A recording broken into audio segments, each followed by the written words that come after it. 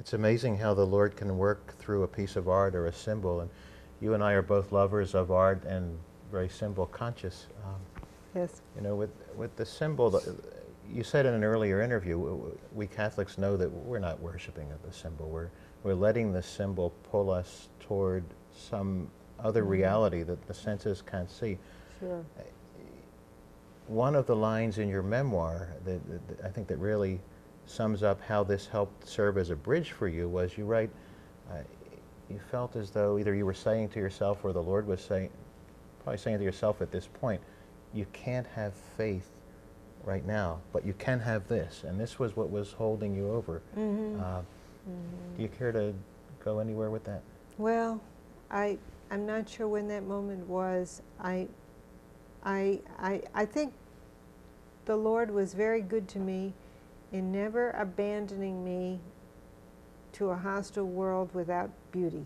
There was always beauty. Everywhere I went, I saw beauty, and He gave me that capacity to see it. And that beauty always kept me close to Him. And if that's what you mean, I think that's certainly what I felt. I maybe don't have faith right now, but I have this. I have this beautiful sunset. I have this beautiful climbing a mountain in Brazil and standing at the foot of that statue of Jesus with Corcovado, that huge statue you see when you come into Rio Harbor, and looking up through the clouds and seeing Jesus with His arms out. I mean, that was such a magnificent moment.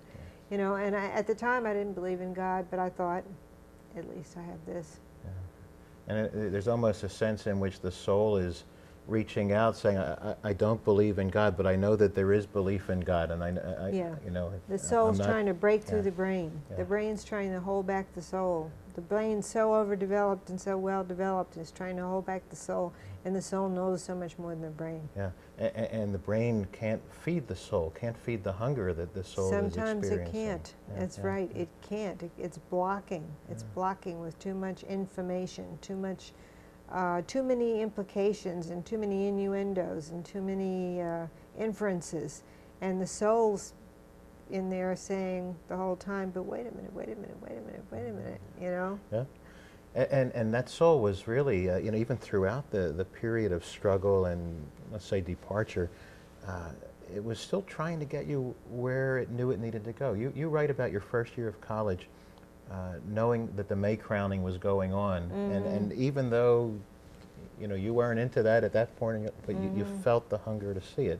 I did. You write about going to Mass before you were completely reconciled, and not going to communion and feeling that hunger. Oh, that pain, that terrible pain of not being able to go up and go to communion. I was in St. Peter's in Rome, and I wanted so badly to receive the body and blood of Christ at that moment, but I had far too much respect for my Catholic faith to get up at that point unreconciled and go up to the priest and receive communion. Nobody would have stopped me, nobody would have known, but I couldn't do it. I had to be reconciled. But I remember sitting in that church and just crying and feeling so badly that I wanted to go home. And yet there was that brain saying, oh, you can't go home, you can't believe in all that.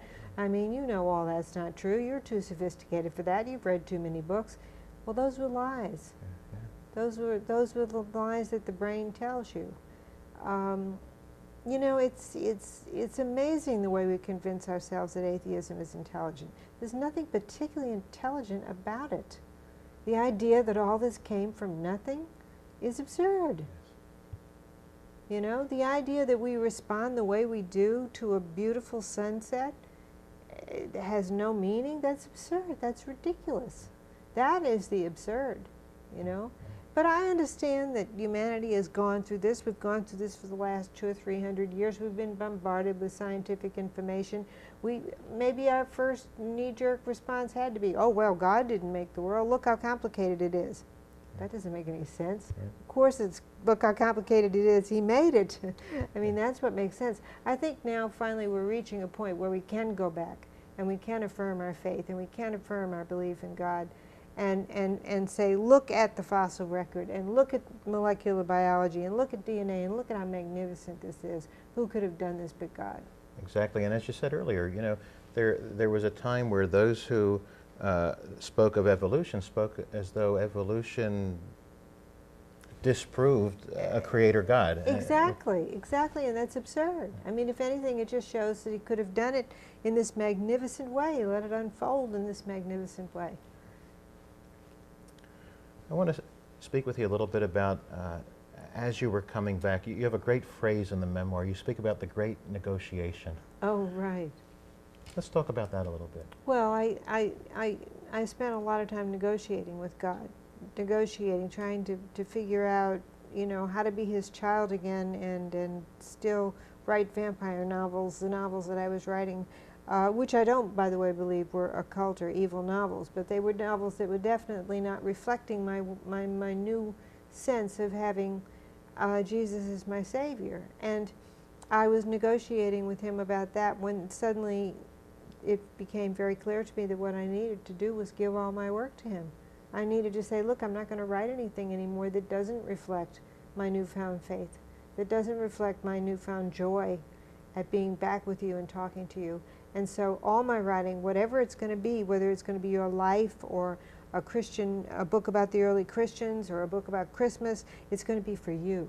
It's going to be Christian work. It's going to be Christian work. And I stopped that negotiation at that point. Mm-hmm.